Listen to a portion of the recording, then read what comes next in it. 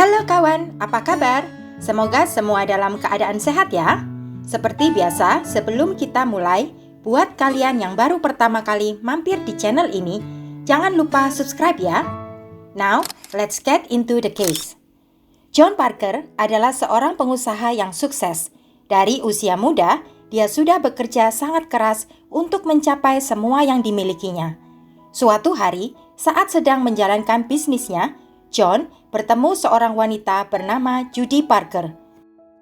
Judy adalah seorang wanita yang sudah memiliki 2 orang anak dari pernikahan pertamanya. Anak pertama Judy bernama Christina dan yang kedua bernama Daniel. Judy bercerai dari ayah mereka dan kedua anak itu pun diasuh oleh Judy. John dan Judy kemudian menjalin hubungan sebagai sepasang kekasih dan akhirnya mereka memutuskan untuk menikah. Setelah menikah, John dan Judy membuka sebuah perusahaan bernama J&J Parker Industries. Perusahaan yang bergerak di bidang jasa penjualan, servis, dan pelatihan itu menjalin kerjasama dengan sebuah perusahaan vakum pembersih yang cukup terkenal di Amerika bermerek Kirby. Perusahaan keduanya, J&J Industries, menjadi pusat servis untuk alat pembersih Kirby, serta pusat pelatihan dan training untuk tenaga penjual alat pembersih itu. John dan Judy bekerja siang dan malam untuk membesarkan perusahaan mereka. Berkat kerja keras dan ketekunan keduanya, bisnis itu pun meraih kesuksesan yang cukup besar. John dan Judy mendapatkan 2 anak perempuan dari pernikahan mereka, sehingga keluarga itu semakin berkembang dengan 4 orang anak. Karena usaha mereka yang sukses, kehidupan keluarga pun semakin mapan. John dan Judy memutuskan untuk menetap di pemukiman kelas atas Ellendale Farms di daerah Crown Point. Sampai suatu hari pada tanggal 17 April tahun 2003, setelah 10 tahun usia pernikahan John dan Judy, John yang saat itu berusia 33 tahun, ditemukan tewas tertembak di depan kantornya. Kejadian yang sangat mengejutkan itu membuat polisi akhirnya harus turun tangan. Mereka segera melakukan investigasi. Saat pertama kali datang ke TKP, semua barang berharga John masih melekat di tubuhnya. John masih mengenakan jam Rolex-nya dan perhiasan emas serta berlian. Hal itu menimbulkan kecurigaan bahwa aksi itu bukan sebuah perampokan. Polisi kemudian mencurigai Judy Parker, istrinya, yang saat kejadian berada di dalam mobil, tetapi mengaku tidak melihat siapa penembak John. Penyelidikan atas kasus kematian John berlangsung selama beberapa tahun. Meski kecurigaan polisi mengarah kepada Judy, tetapi sayangnya mereka belum bisa menemukan bukti-bukti yang cukup kuat untuk menahannya.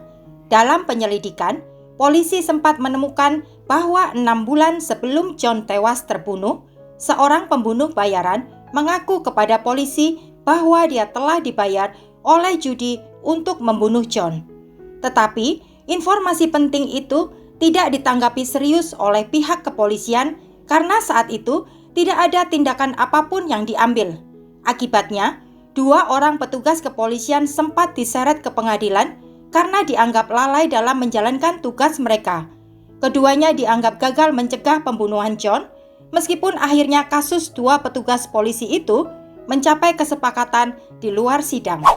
5 tahun setelah tewasnya John, tepatnya pada tahun 2009, polisi akhirnya menangkap Daniel berkat laporan salah satu pembunuh bayaran yang melapor ke polisi. Daniel pun diinterogasi dan akhirnya dia mengaku bersalah. Daniel juga yang mengungkap keterlibatan ibunya dan kakaknya Christina. Polisi kemudian menangkap Judy dan Christina. Sama seperti Daniel, Judy dan Christina juga akhirnya mengakui keterlibatan mereka dalam penembakan John. Bulan Juli tahun 2009, dalam persidangan, terungkap bahwa pernikahan John dan Judy tidak sesukses bisnis mereka. Meski John yang tampak sangat memuja Judy, tetapi ternyata mereka mengalami banyak masalah dalam perkawinan. Judy mengungkapkan bahwa John selama ini selalu bersikap kasar pada Judy dan anak-anak mereka. Bahkan Christina, anak Judy dari pernikahan sebelumnya, mengaku pernah dilecehkan oleh John ayah tirinya secara seksual. Judy pun berniat mengakhiri pernikahannya dengan John. Tetapi perceraian bukanlah suatu solusi, karena bila bercerai maka semua harta kekayaan mereka, perusahaan, dan rumah harus dibagi dua. Judy yang saat itu memiliki 4 anak tidak mau hartanya dibagi dengan John. Satu-satunya cara agar Judy dapat menguasai semua kekayaan mereka adalah bila John meninggal dunia. Sehingga setelah mempertimbangkan semuanya, Judy yang sudah tidak sabar lagi untuk berpisah dari suaminya, memutuskan untuk menghabisi nyawa John. Saat itu, Judy berpikir itulah cara terbaik agar dia dapat segera berpisah dari John. Selain itu, John juga memiliki asuransi jiwa senilai $1 juta, sehingga bila John tewas, Judy tidak hanya mendapat seluruh harta kekayaan mereka, tetapi juga akan menerima uang pertanggungan atas kematian John dengan nilai yang fantastis. Judy kemudian mencoba beberapa cara untuk membunuh John. Dia mencoba meracuni John tetapi gagal. John selamat dan berpikir hanya sakit akibat keracunan makanan.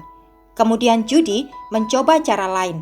Dia mengajak kedua anaknya, Christina yang saat itu berusia 17 tahun dan Daniel yang berusia 15 tahun, untuk berkonspirasi menyewa pembunuh bayaran guna menghabisi nyawa John, suami Judy, yang juga adalah ayah tiri mereka. Lalu, Judy mencuri uang sejumlah $7.500 dari kantor, kemudian memberikannya pada Christina untuk mencari pembunuh bayaran dan menyewa jasa mereka. Tetapi, pembunuh bayaran yang disewa malah lari setelah menerima bayaran. Selain menyewa pembunuh bayaran, dengan uang curian itu, Judy juga menyuruh Christina membeli sebuah senjata kaliber 25 dan pakaian serba hitam. Senjata dan pakaian itulah yang nantinya akan dipakai Daniel saat menembak John. Setelah gagal menggunakan pembunuh bayaran, Judy yang sudah putus asa akhirnya memutuskan untuk melakukan pembunuhan itu sendiri.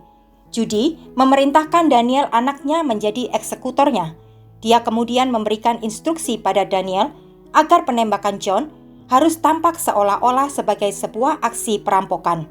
Lalu, nantinya setelah menembak John, Daniel harus segera pulang ke rumah, kemudian segera mandi dan membersihkan tubuhnya untuk menghilangkan semua bukti-bukti yang mungkin menempel di tubuh Daniel. Judy lah yang akan bertugas membuang semua barang bukti berupa dompet John, baju Daniel, dan juga senjata pembunuhan. Pada hari H di tanggal 17 April 2003, sesuai dengan yang sudah direncanakan, Christina yang bertugas membujuk John ke lokasi penembakan. Dia mengajak John, ayah tirinya, makan di sebuah restoran. Kemudian, dari restoran itu, Christina mengajak John ke kantor J&J Industries. Begitu sampai di area luar gedung kantor J&J Industries, Daniel menembak ayah tirinya di bagian belakang kepala John, dan John pun tewas. Pengadilan akhirnya memutuskan ketiganya bersalah. Judy yang saat itu berusia 40 tahun diputuskan bersalah sebagai otak yang merencanakan serta pelaku pembunuhan John. Hakim kemudian menjatuhkan hukuman 33 tahun penjara padanya. Daniel Hicks, anak kedua Judy, saat itu berusia 21 tahun, juga diputuskan bersalah sebagai eksekutor dalam pembunuhan ayah tirinya. Hakim menjatuhkan hukuman 23 tahun penjara pada Daniel. Sedangkan Christina Hicks, anak pertama Judy, saat itu sudah berusia 23 tahun. Dinyatakan bersalah karena dianggap membantu pelaksanaan pembunuhan pada John, ayah tirinya. Christina kemudian dijatuhi hukuman 5 tahun penjara. Saat ditangkap, Christina sudah menikah dan memiliki 2 orang anak yang masih kecil. Pada tahun 2013, setelah menjalani hukumannya selama 2,5 tahun, Christina pun dibebaskan. Sayangnya, tidak berapa lama setelah bebas, Christina meninggal dunia di usia 27 tahun akibat overdosis. Kawan, itulah akhir dari kasus kali ini. Sebenarnya, bila saat itu Judy memilih untuk bercerai saja dari John dan bukan malah membunuh John, mungkin saja saat ini mereka semua masih dapat menjalani kehidupan yang cukup baik dan mapan. Bagaimana menurut kalian? Kalau kalian punya pendapat berbeda, tulis opini kalian di kolom komentar ya. Jangan lupa like, share, dan subscribe. Terima kasih.